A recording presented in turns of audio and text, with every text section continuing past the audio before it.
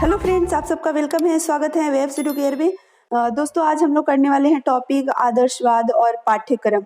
यानी कि आप सभी को पता है कि बीएड सेकेंड ईयर का पेपर 1 ज्ञान और पाठ्यक्रम का यूनिट 2 का चल रहा है डिस्कशन इस चैनल पे। तो दोस्तों, अगर आप चैनल पर नए हैं तो आप चैनल को सब्सक्राइब जरूर कर लीजिएगा, बेल आइकन को प्रेस कर लीजिएगा। अगर वीडियो पसंद आएगी तो लाइक शेयर जरूर कीजिएगा। तो चलिए वीडियो को स्टार्ट करते हैं। तो हमारा टॉपिक है आदर्शवाद और पाठ्यक्रम। इससे पहले जितनी भी वीडियो अगर आप नहीं देखे हैं तो सारी वीडियो आपको अपलोड है, आप देख सकते हैं। प्लेलिस्ट में भी आप जाकर देख सकते हैं। प्लेलिस्ट में सारी वीडियो आपको मिलेगी सीरियल वाइज, तो आप सारी वीडियो को देख सकते हैं इस वीडियो से पहले।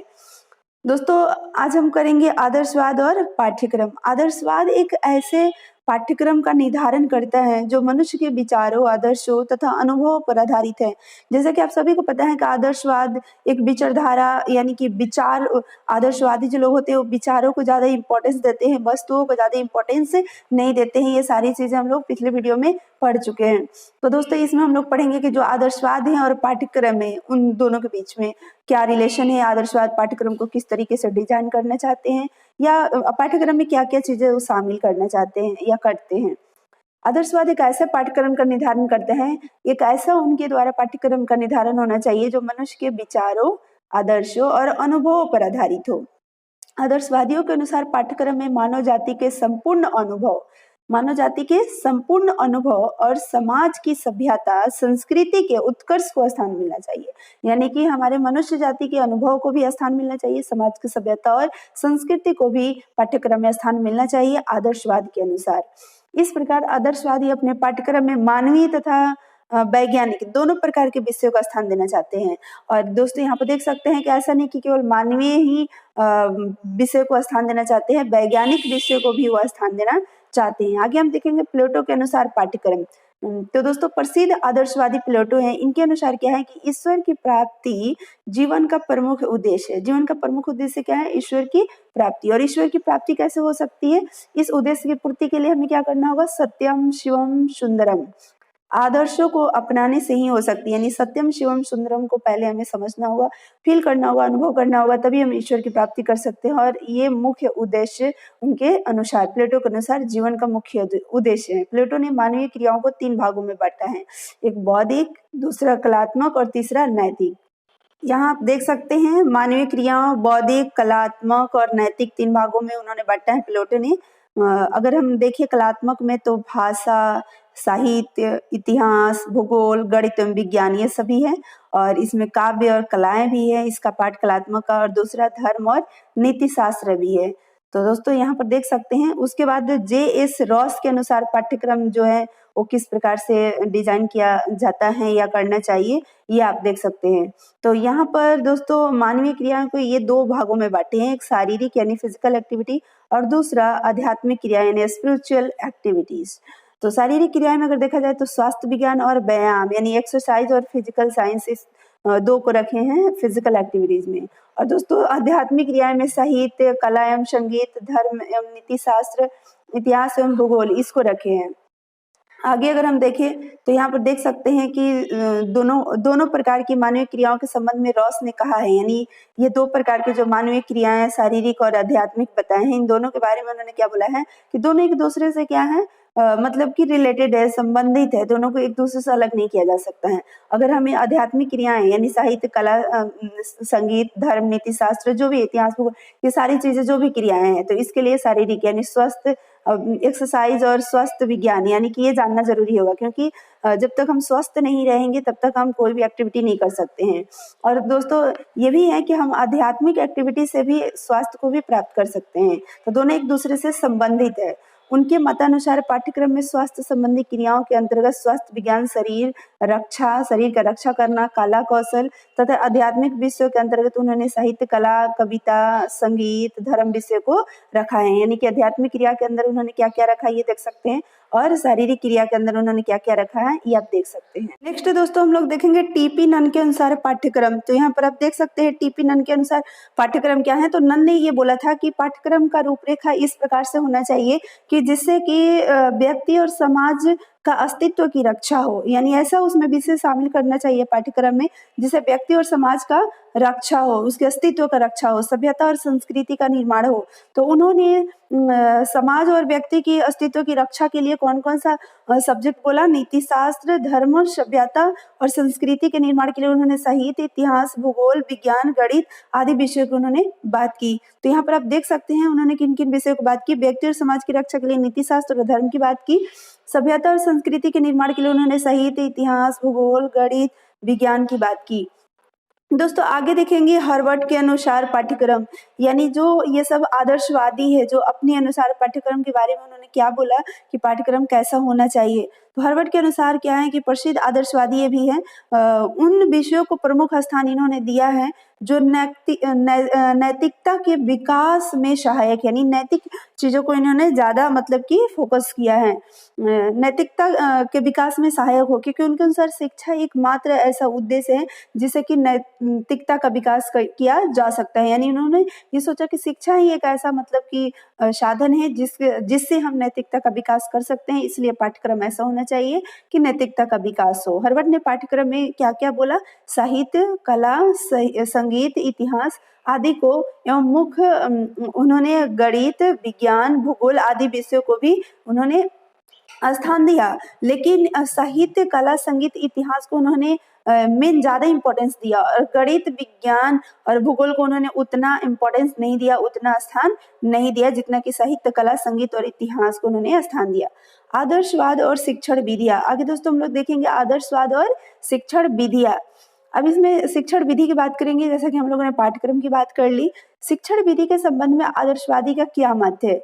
वो ये बोलते हैं कि कोई भी शिक्षा विधि अच्छी नहीं है, वे अपनी को शिक्षण विधियों का निर्धारक मानते हैं। इस संबंध में बटलर ने लिखा है, आदर्शवादी स्वयं को किसी एक विधि का भक्त न मानकर विधियों का निर्माता और निर्धारक समझते हैं। यानी वो बोलते हैं कि किसी एक विधि का हमें भक्त नहीं बनना है, विधियों का निर्माता और निर्धारण वो समझते हैं खुद को। आदर्शवादी का मत है कि किसी भी रूढ़िवादी शिक्षण विधि को अपनाने से विद्यार्थी की इच्छा तथा तर्क शक्ति का क्या होगा? दमन होगा। इसलिए रूढ़िवादी यानी कि जो पुरानी शिक्षण विधियां हैं उसको उन्होंने उपयुक्त नहीं माना, सही नहीं माना। विभिन्न आदर्शवादियों ने विभिन्न शिक्षण विधियों को अपनाया, यानी अलग अलग आदर्शवादी अपनी अलग अलग शिक्षण विधियों को अपनाने की बात उन्होंने कही है।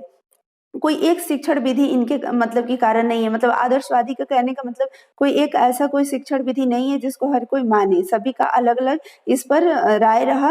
और तो दोस्तों देखते हैं हम यहाँ पर, अपितु ज्ञान के अन्वेषण में जो भी सहयोग दे वही उपयुक्त है, यानी ज्ञान के अन्वेषण में ज्ञान प्राप्त करने में, ज्ञान को डेवलप करने में, ज्ञान के खोजने में जो विधि ज्यादा सही रहेगा वही विधि उपयुक्त विधि कहलाएगा। प्रश्न विधि, क्वेश्चन, ये सुकरात ने किया है। उसके बाद साम्यवाद विधि प्लेटो ने कहा है। आगे दोस्तों हम लोग देखेंगे आगमन तथा निगमन विधि अरस्तु ने कहा है, यानी आगमन निगमन विधि के बारे में अरस्तु ने कहा है। इंडक्टिव मेथड सरल से जटिल की ओर, यानी सिंपल से कॉम्प्लेक्स मेथड की ओर डिकार्टे ने। क्रियाओं द्वारा शिक्षा यानी एक्टिविटी के थ्रू पेस्टोलॉजी ने। खेलकूद विधि फ्रोबेल ने। खेलकूद विधि अगर ये एग्जाम में पूछा भी जा सकता है, खेलकूद विधि का मतलब कि इन्वेंशन किसने किया था? फ्रोबेल ने किया था। तर्क विधि हिगल ने। निर्देशन विधि हार्वर्ड ने। मुझे लगता है दोस्तों इंस्ट्रक्शन मेथड ये ज्यादा बेटर मेथड नहीं है, बच्चों को इंस्ट्रक्शन देना ये कहीं ना कहीं एक निगेटिव पॉइंट होता है। आगमन विधि from simple to complex, inductive, deductive, ये सब कहीं ना कहीं एजुकेशन थ्रू एक्टिविटीज ये भी बढ़िया है। प्ले वे मेथड खेलकूद के द्वारा छोटे बच्चों को सिखाया जाता है। तो ये कहीं ना कहीं अपने एक लेवल पर, एक अवस्था में ये सारी विधियां यूज की जाती हैं। एक ही अवस्था में यानी छोटे बच्चे पे ही सारी विधियां को अप्लाई नहीं किया जा सकता है, अवस्था के अनुसार अप्लाई किया जा सकता है। लेकिन मैं दोस्तों यहाँ पर ये चीज बता रही हूँ, हम लोग ये चीज समझ रहे हैं कि किस विधि का इन्वेंशन किसने किया। आगे हम लोग देखेंगे दोस्तों आदर्शवाद तथा अध्यापक, आइडियलिज्म एंड टीचर के बारे में हम लोग बात करेंगे। आदर्शवाद में अध्यापक का स्थान बहुत ऊंचा रहा। अब दोस्तों बच्चा अपने आप में पूर्ण नहीं है, वो पूर्णता की ओर बढ़ रहा है। बच्चा अपने आप में पूर्ण नहीं है, वो पूर्णता को तो प्राप्त करने वाला है। अध्यापक उसका क्या करता है, मार्गदर्शन करता है, उस पूर्णता को प्राप्त करने में उससे सहयोग करता है, उसे अंधकार से प्रकाश की ओर ले जाने में उसकी मदद करता है। फ्रोबेल ने अध्यापक की भूमिका बहुत सुंदर व्याख्या की। फ्रोबेल, जैसा कि हम लोग ने खेलकूद विधि को देखा कि फ्रोबेल खेलकूद विधि को ज्यादा उपयुक्त विधि मानते हैं। कौन मतलब आदर्शवादी है, किस विधि को ज्यादा उपयुक्त मानते हैं, ये हम लोगों ने अभी देखा, तो उसमें फ्रोबेल का भी नाम आया था।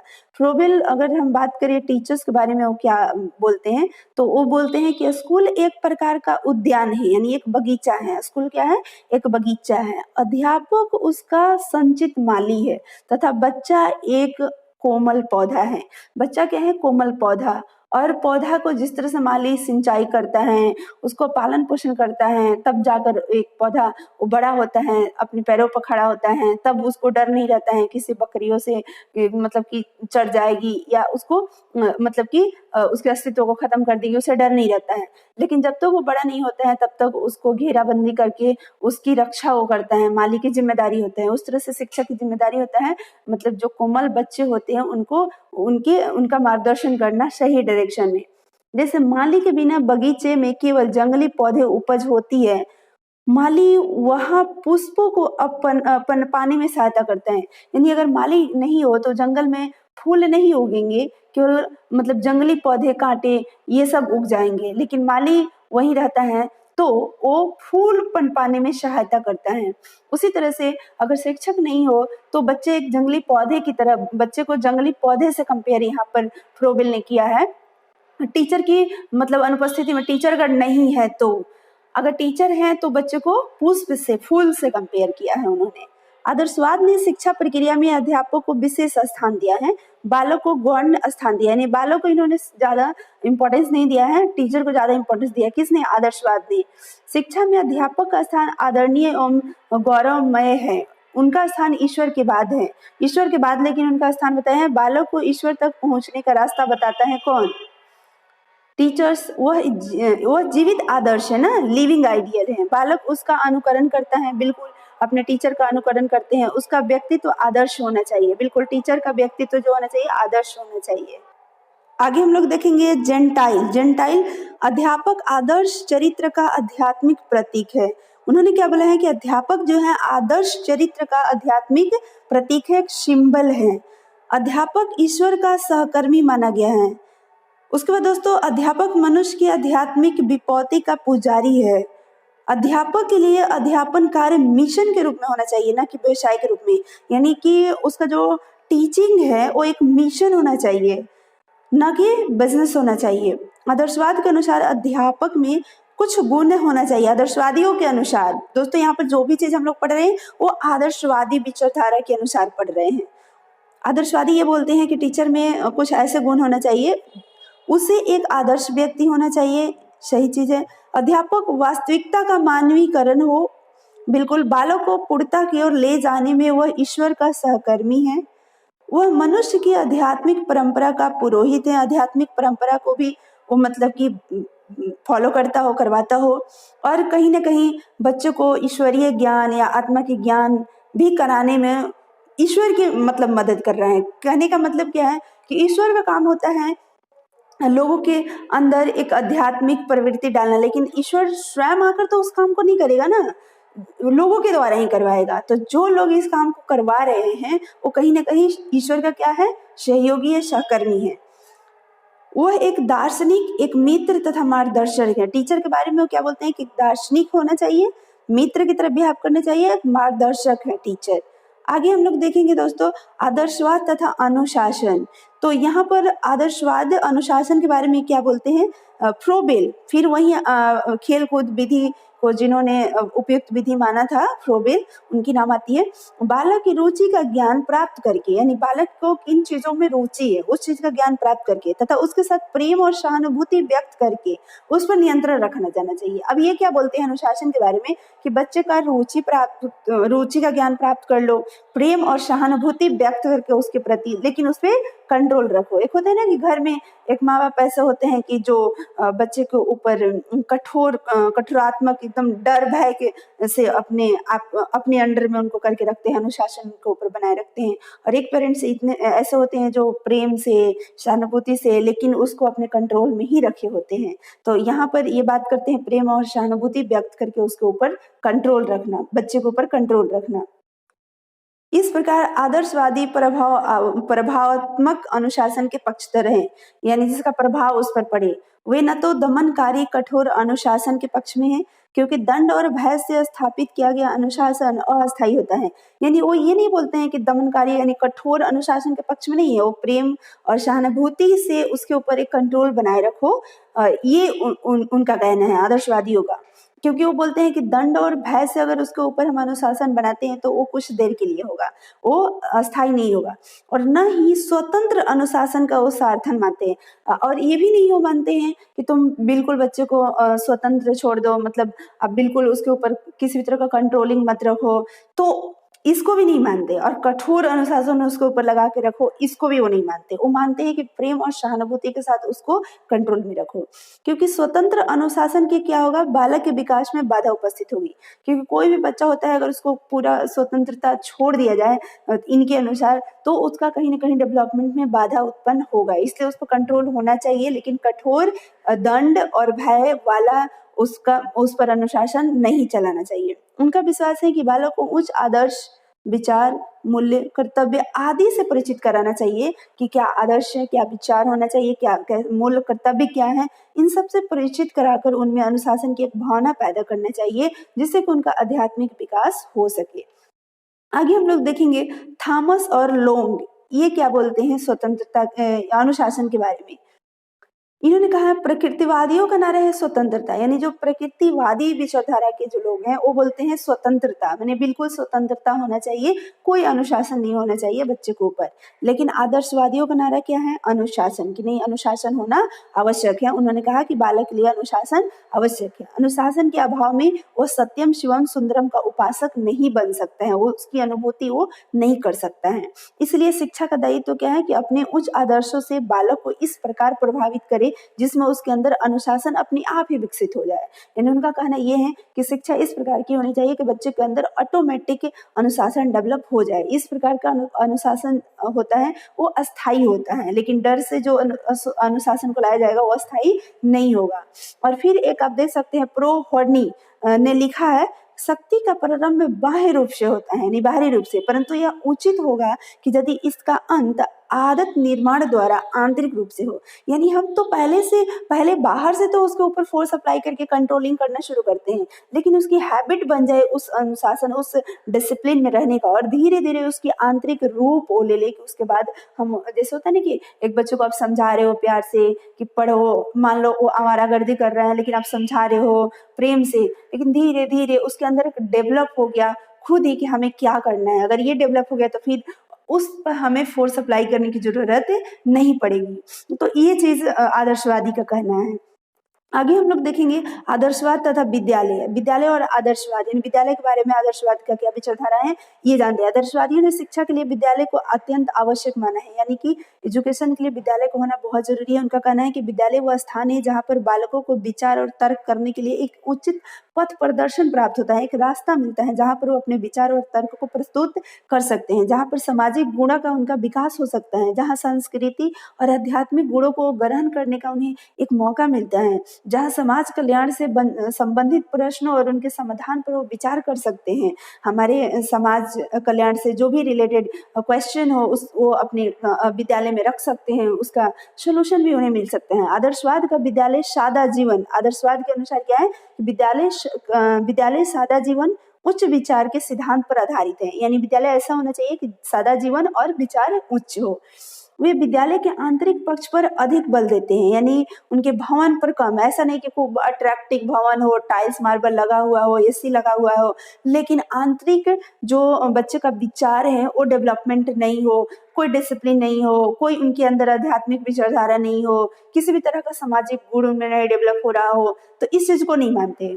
वो बिल्डिंग पर ज्यादा फोकस नहीं करते, वो आंतरिक यानी विद्यालय के अंदर की चीजों पर फोकस करते हैं। उन्होंने आदर्श विद्यालय की कल्पना की है। वे स्कूल द्वारा बालक में राष्ट्र प्रेम, मानवता, ईश्वर शक्ति, ईश्वर भक्ति, धर्म, महापुरुषों की जीवनियों, प्रार्थना आदि गुणों का विकास करना चाहते हैं। वो विद्यालय को इस तरह से मानते हैं कि विद्यालय के द्वारा बालक में राष्ट्र प्रेम की भावना उत्पन्न हो, मानवता उत्पन्न हो, ईश्वर भक्ति, धर्म, महापुरुष की जीवनियों से उन्हें गुणों का विकास हो, प्रार्थना होता है, जो कि ये सब घरों में माहौल नहीं मिल सकता है जो हमें विद्यालय में मिलता है। और ऑब्वियसली विद्यालय से बहुत सारी चीजें बच्चे के अंदर डेवलप भी होता है। तो आदर्शवादी का ये कहना है। आदर्शवाद तथा बालक के बारे में देख लेते हैं। तो यहाँ पर आप देख सकते हैं आदर्शवादी ने शिक्षा में आदर्शों या विचारों को प्रमुख स्थान दिया है। बिल्कुल हम लोग स्टार्टिंग से ही देखते आ रहे हैं कि आदर्शवादी जो है विचारों को ज्यादा इंपॉर्टेंस देती है। उनके अनुसार बालक में इन आदर्शों और विचारों को प्राप्त करने के लिए प्रेरणा देना और उनमें सूझबूझ का विकास करना शिक्षा का परम कर्तव्य है। यानी वो विचार को ज्यादा इंपॉर्टेंस देते हैं। तो ये मानते हैं कि शिक्षा का परम कर्तव्य क्या होना चाहिए, बच्चे के अंदर प्रेरणा देना, सूझबूझ का विकास करना, उसके विचारों को प्राप्त करने के लिए, आदर्श विचारों को प्राप्त करने के लिए उनको प्रेरित करना, बच्चे को उनके सूझबूझ का विकास करने में कहीं ना कहीं शिक्षा का एक रोल होता है और उनका ये कर्तव्य समझकर निभाना चाहिए। उन्होंने अपने पाठ्यक्रम के निर्माण में इन्हीं आदर्शों और विचारों के आधार पर किया है। यानी आदर्शवादी भी अपने पाठ्यक्रम का निर्माण भी यही आदर्श और विचारों के आधार पर भी उन्होंने किया है। इस प्रकार आदर्शवादी अपनी शिक्षा व्यवस्था में बालक को केंद्रीय स्थान प्रदान नहीं किया है। लेकिन एक चीज यहाँ पर देखिएगा, आदर्शवाद जो है, ये क्वेश्चन पूछा जा सकता है, आदर्शवाद जो है बच्चे को सेंटर में नहीं रखा है, टीचर को उन्होंने सेंटर में रखा है। आदर्शों, विचारों और शिक्षक की तुलना में बालक स्थान गौण यानी दूसरा है। यानी उन्होंने सबसे प्राथमिकता किसको दिया है, आदर्शों को दिया है, विचारों को दिया है, शिक्षकों को दिया है, बालक को दूसरा स्थान दिया है। तो ये चीज आप ध्यान में रखिएगा, आदर्शवादी के अनुसार बच्चे सेंटर में नहीं है। तो दोस्तों फिर हम लोग मिलेंगे नेक्स्ट वीडियो में। आदर्शवाद का शिक्षा के वर्तमान क्षेत्र पर प्रभाव तथा मूल्यांकन की विवेचना कीजिए। आदर्शवाद के गुण और दोष या जो भी गुण और अवगुण है उसके बारे में हम लोग बात करेंगे। तो वीडियो पसंद आई होगा तो लाइक शेयर जरूर कीजिएगा। और आपके कोई भी दोस्त मित्र अगर हरियाणा की किसी भी यूनिवर्सिटी से बीएड कर रहे हैं तो ये वीडियो उनके लिए हेल्पफुल रहेगी, तो आप शेयर जरूर कीजिएगा। तो फिर मिलेंगे नेक्स्ट वीडियो में, तब तक के लिए आप सभी लोगों को thank you, all the best.